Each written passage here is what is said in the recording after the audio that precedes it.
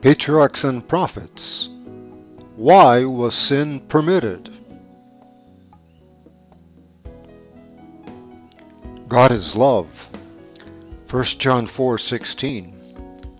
His nature, His law is love. It ever has been, it ever will be. The high and lofty one that inhabiteth eternity, whose ways are everlasting, changeth not. With him is no variableness, neither shadow of turning. Isaiah 57:15, Habakkuk 3:6, and James 1:17. Every manifestation of creative power is an expression of infinite love. The sovereignty of God involves fullness of blessing to all created beings. The psalmist says, "Strong is thy hand, and high is thy right hand. Righteousness and judgments are the foundation of thy throne. Mercy and truth go before thy face. Blessed is the people that know the joyful sound. They walk, O Lord, in the light of thy countenance. In thy name do they rejoice all the day, and in thy righteousness are they exalted. For thou art the glory of their strength. For our shield belongeth unto Jehovah, and our King to the Holy One." That's Psalms 89:13 through 18. The history of the great conflict between good and evil, from the time it first began in heaven to the final overthrow of rebellion and the total eradication of sin, is also a demonstration of God's unchanging love. The sovereign of the universe was not alone in his work of beneficence. He had an associate, a co-worker who could appreciate his purposes and could share his joy in giving happiness to created beings. In the beginning was the Word, and the Word was with God, and the Word was God. The same was in the beginning with God. John 1:1 and 2. Christ the Word, the only begotten of God, was one with the Eternal Father, one in nature, in character, in purpose. The only being that could enter into all the counsels and purposes of God. His name shall be called Wonderful, Counselor, the Mighty God, the Everlasting Father, the Prince of Peace. Isaiah 9:6. His goings forth have been from of old, from everlasting. Micah 5:2. And the Son of God declares concerning himself, "The Lord possessed me in the beginning of his way, before his works of old. I was set up from everlasting. When he appointed the foundations of the earth, then I was by him, as one brought up with him, and I was daily his delight, rejoicing always before him." That's Proverbs 8:22 through 30. The Father wrought by his Son in the creation of all heavenly beings. By him were all things created, whether they be thrones or dominions or principalities or powers. All things were created by him and for him. Colossians 1:16. Angels are God's ministers, radiant with the light ever flowing from his presence and speeding on rapid wing to execute his will.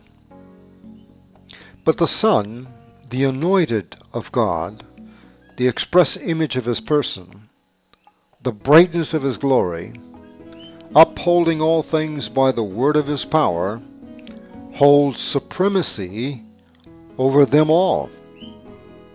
Hebrews chapter 1, verse 3. A glorious high throne from the beginning was the place of his sanctuary. Jeremiah 17:12. A scepter of righteousness, a scepter of his kingdom. Hebrews 1:8. Honor and majesty are before him. Strength and beauty are in his sanctuary.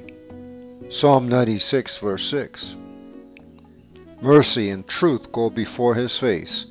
That's Psalms 89, verse 14. The law of love, being the foundation of the government of God, the happiness of all intelligent beings depends upon their perfect accord with them, its great principles of righteousness. God desires from all his creatures the service of love, a service that springs from an appreciation of his character. He takes no pleasure in a forced obedience, and to all he grants freedom of will, that they may render him voluntary service. So long as all created beings acknowledge the allegiance of love, there was perfect harmony throughout the universe of God. It was the joy of the heavenly host to fulfill the purpose of their Creator. They delighted in reflecting his glory and showing forth his praise. And while love to God was supreme, love for one another was confiding and unselfish. There was no note of discord to mar the celestial harmonies. But a change came over this happy state. There was one who perverted the freedom that God had gained and granted to his creatures. Sin originated with him who, next to Christ, had been most honored of God and was highest in power and glory among the inhabitants of heaven.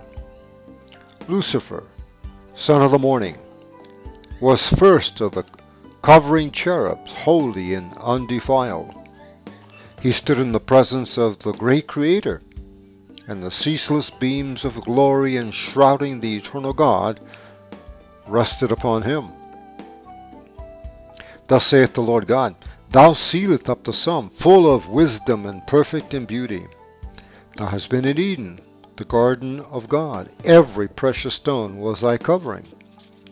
Thou art the anointed cherub that covereth, and I have set thee so. Thou wast upon the holy mountain of God. Thou hast walked up and down in the midst of the stones of fire. Thou wast perfect in thy ways from the day that thou wast created till iniquity was found in thee. Ezekiel 28, 12 through 15. Little by little, Lucifer came to indulge the desire for self-exaltation. The scripture says, Thy heart was lifted up because of thy beauty. Thou hast corrupted thy wisdom by reason of thy brightness. Ezekiel 28, verse 17. Thou hast said in thy heart, I will exalt my throne above the stars of God. I will be like the Most High. Isaiah 14, 13 and 14. Though all his glory was from God, this mighty angel came to regard it as pertaining to himself. Not content with his position, though honored above the heavenly host, he ventured to covet homage due only to the Creator. Instead of seeking to make God supreme in the affections and allegiance of all created beings, it was his endeavor to secure their service and loyalty to himself.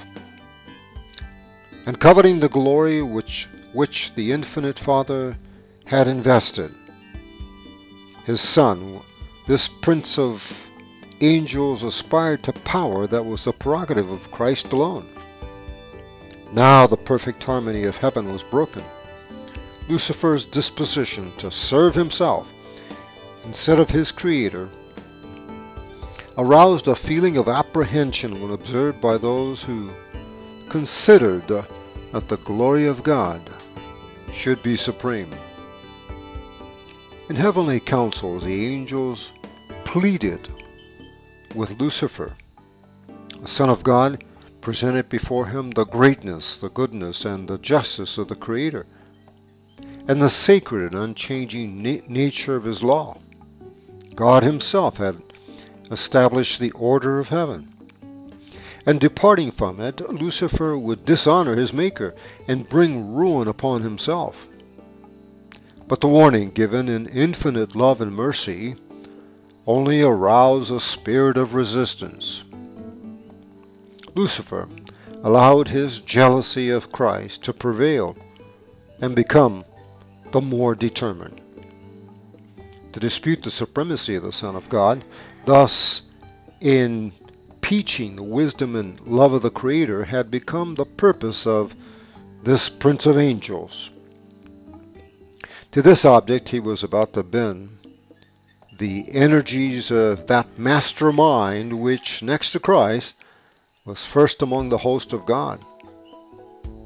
But he who would have the will of all his creatures free left none unguarded to the bewildering sophistry by which rebellion would seek to justify itself.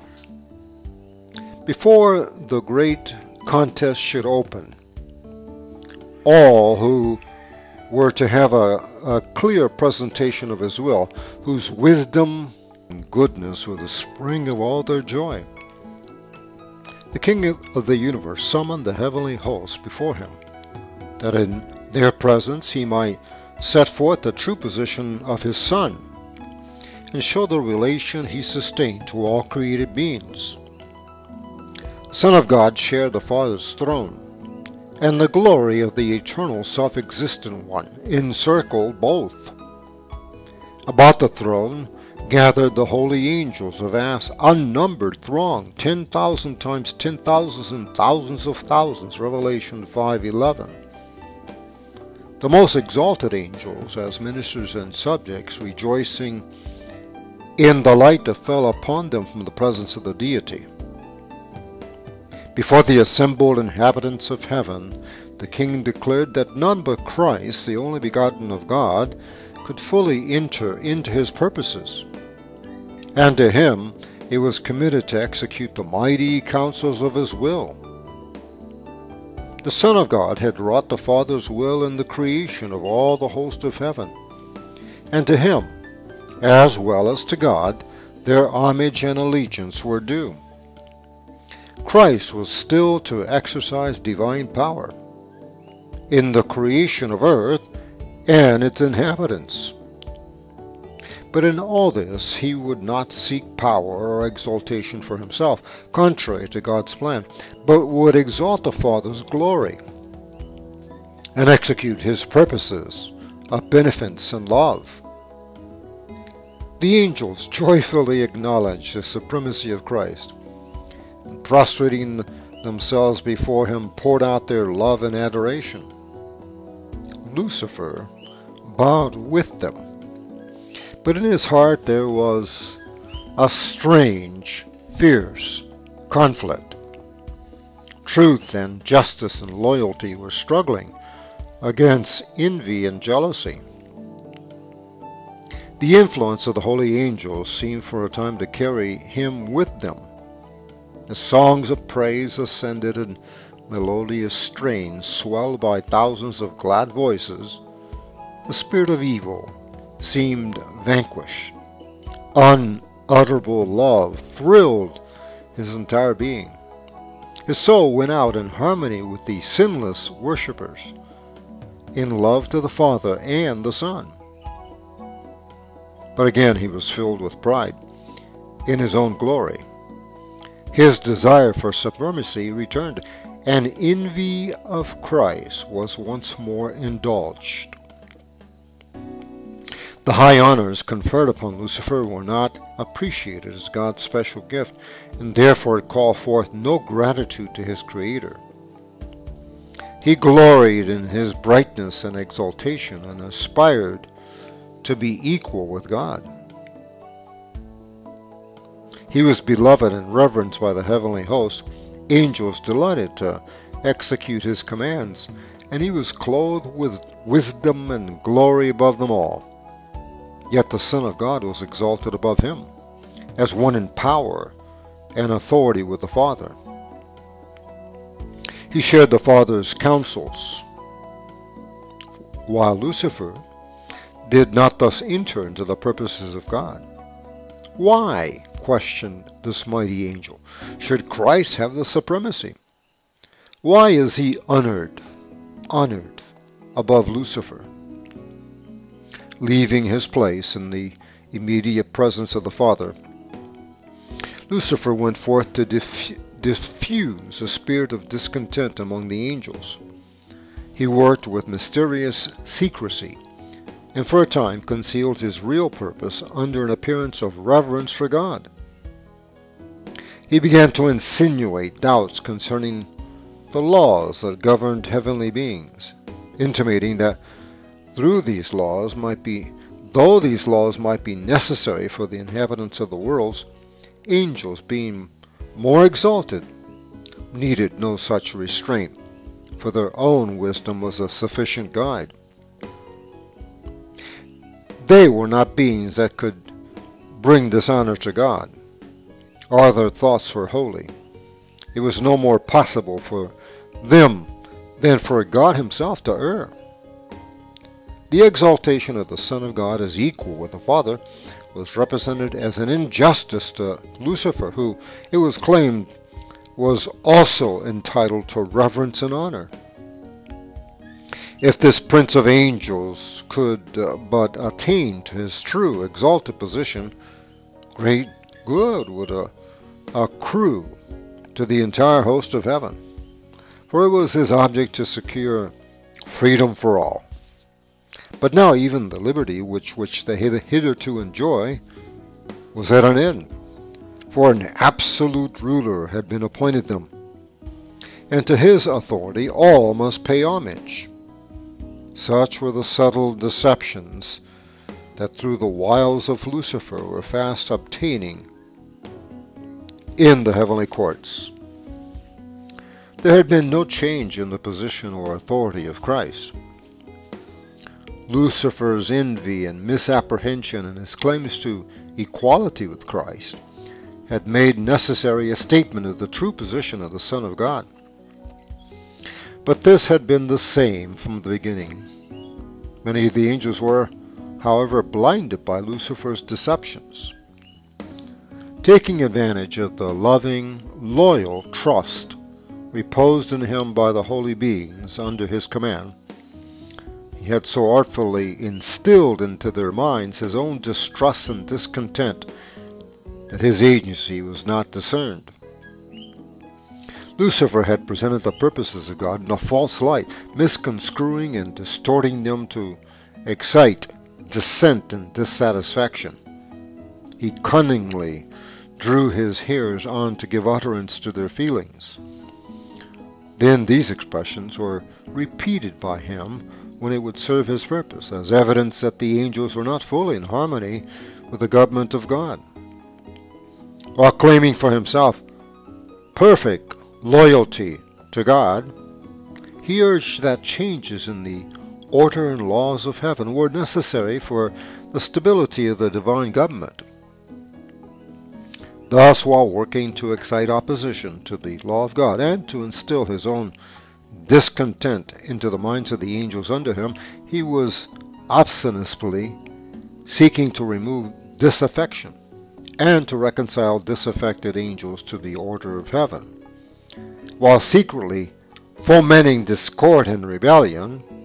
He, with consummate craft, caused it to appear as his sole purpose to promote loyalty and to preserve harmony and peace.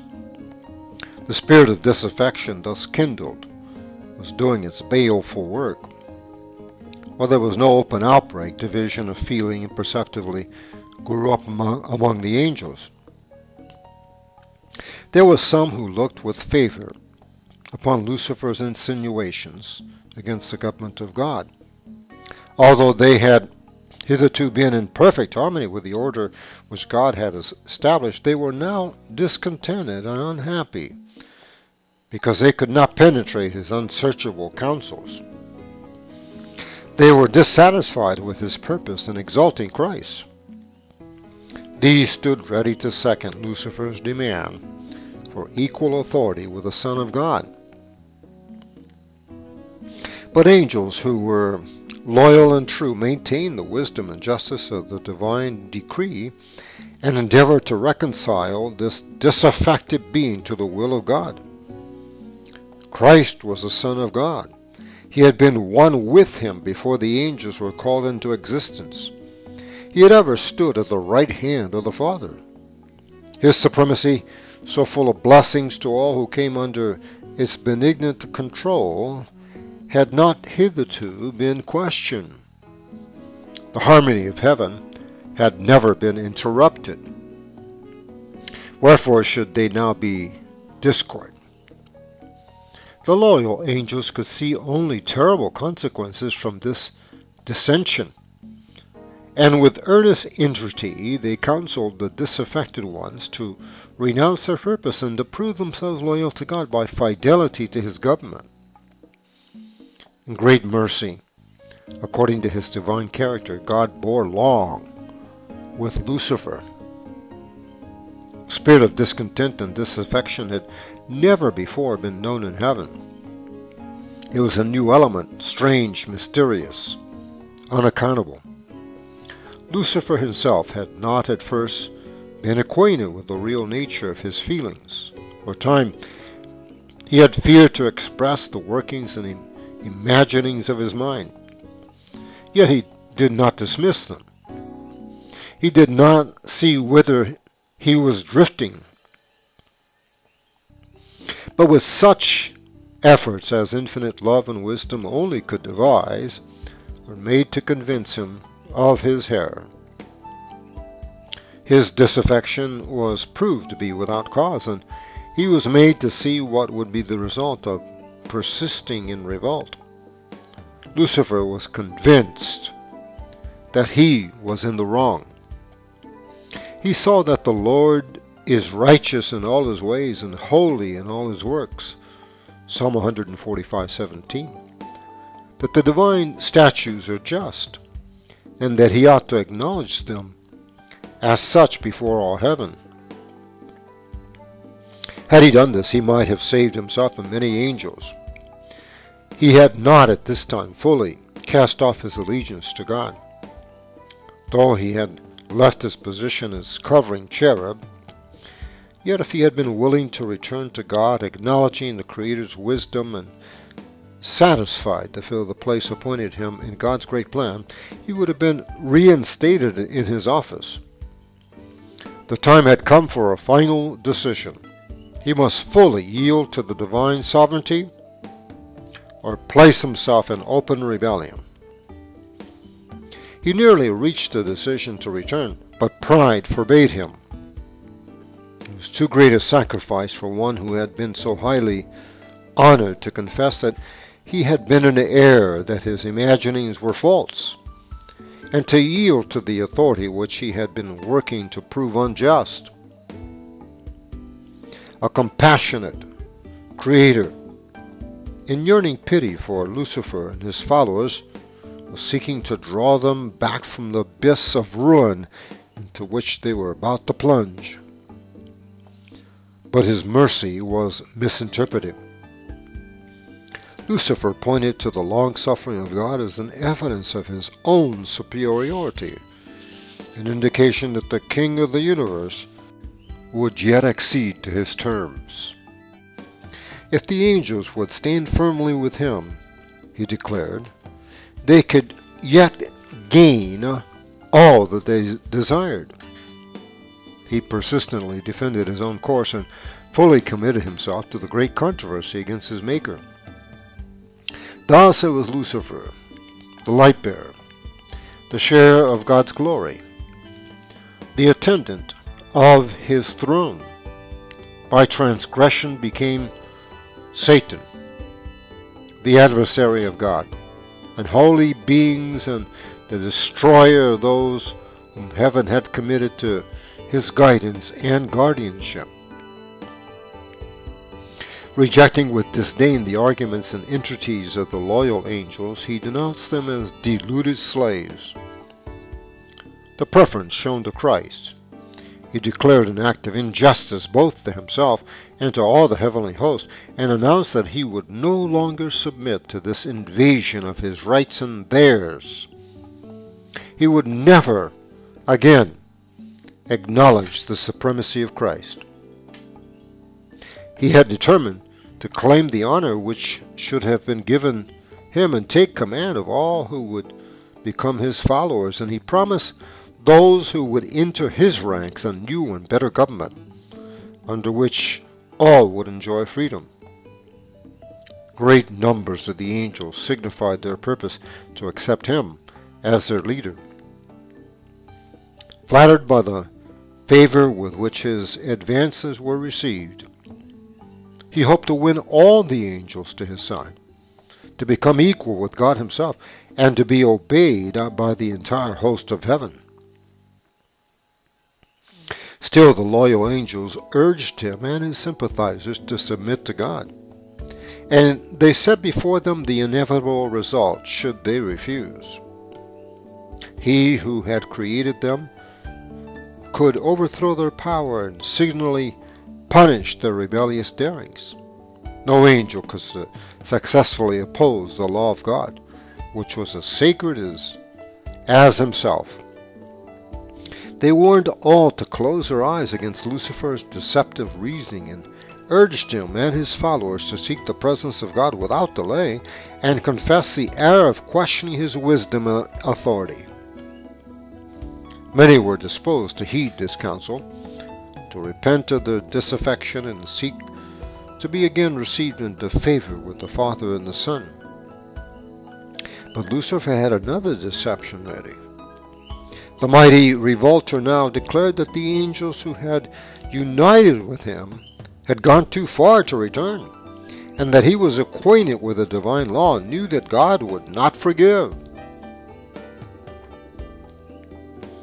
He declared that all who would submit to the authority of heaven would be stripped of their honor, degraded from their position.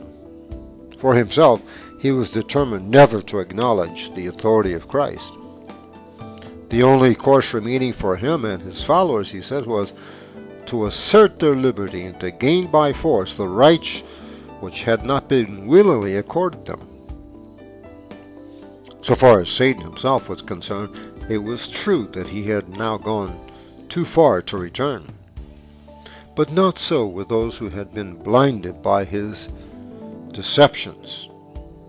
To them the counsel and entreaties of the loyal angels opened a door of hope, and had they heeded the warning, they might have broken away from the snare of Satan. But pride, love for their leader, and the desire for unrestricted freedom were permitted to bear sway, and the pleadings of divine love and mercy were finally rejected. God permitted Satan to carry forward his work until the spirit of disaffection ripened into active revolt.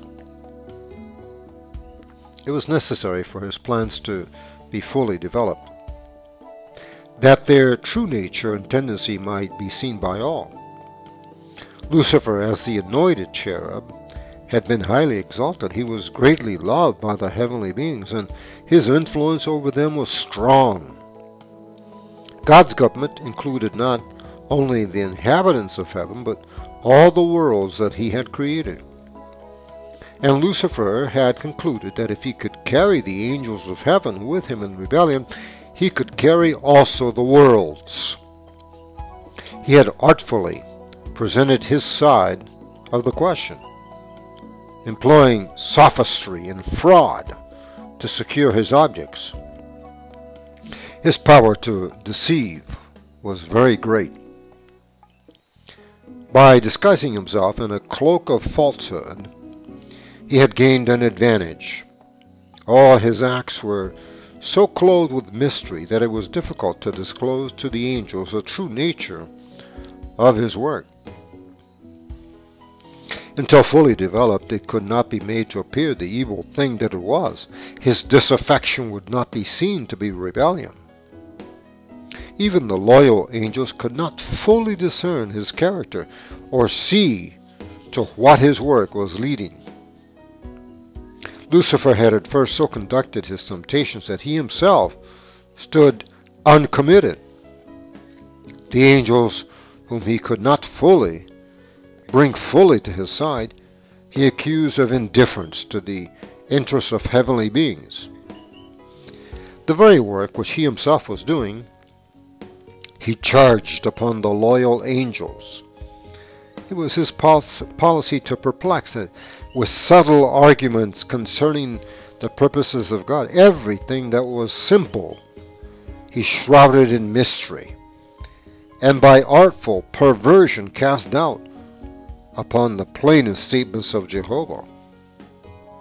And his high position, so closely connected with the divine government, gave greater force to his representations. God could employ only such means as were consistent with truth and righteousness. Satan could use what God could not: flattery and deceit. He had sought to falsify the Word of God and had misrepresented his plan of government, claiming that God was not just in imposing laws upon the angels, that in requiring submission or obedience from his creatures, he was seeking merely the exaltation of himself. It was therefore necessary to demonstrate before the inhabitants of heaven and all the worlds that God's government is just, his law perfect. Satan had made it appear that he himself was seeking to promote the good of the universe. The true character of the usurper and his real object must be understood by all. He must have time to manifest himself by his wicked works. The discord which his own course had caused in heaven, Satan charged upon the government of God. All evil he declared to be the result of the divine administration. He claimed that it was his own object to improve upon the statutes of Jehovah. Therefore God permitted him to demonstrate the nature of his claims, to show the working out of his proposed changes in the divine law. His own work must condemn him. Satan had claimed from the first that he was not in rebellion. The whole universe must see the deceiver unmasked. Even when he was cast out of heaven, infinite wisdom did not destroy Satan. As only the service of love can be acceptable to God, the allegiance of his creatures must rest upon a conviction of his justice and benevolence. The inhabitants of heaven and of the worlds, being unprepared to comprehend the nature or consequences of sin, could not then have seen the justice of God in the destruction of Satan. Had he been immediately blotted out of existence, some would have served God from fear rather than from love. The influence of the deceiver would not have been fully destroyed, nor would the spirit of rebellion have been utterly eradicated. For the good of the entire universe, through ceaseless ages, he must more fully develop his principles, that his charges against the divine government might be seen in their true light by all created beings, and that the justice and mercy of God and the immutability of his law might be forever placed beyond all question. Satan's rebellion was to be a lesson to the universe through all coming ages, a perpetual testimony to the nature of sin and its terrible result. The working out of Satan's rule, its effects upon both men and angels, would show what must be the fruit of setting aside the divine authority. It would testify that with the existence of God's government is bound up the well-being of all the creatures that he has made. Thus, the history of this terrible experiment of rebellion was to be a perpetual safeguard to all holy beings, to prevent them from being deceived as to the nature of transgression, to save them from committing sin and suffering its penalty. He that ruleth in the heavens is the one who sees the end from the beginning, the one before whom the mysteries of the past and the future are alike outspread, and who, beyond the woe and darkness and ruin that sin has wrought, beholds the accomplishment of his own purposes of love and blessing. Though clouds and darkness are round about him, righteousness and judgment are the foundation of his throne. That's Psalms 97:2. And this the inhabitants of the universe, both loyal and disloyal, will one day understand. His work is perfect, for all his ways are judgment. A God of truth and without inequity, just and right is he. Deuteronomy 32:4.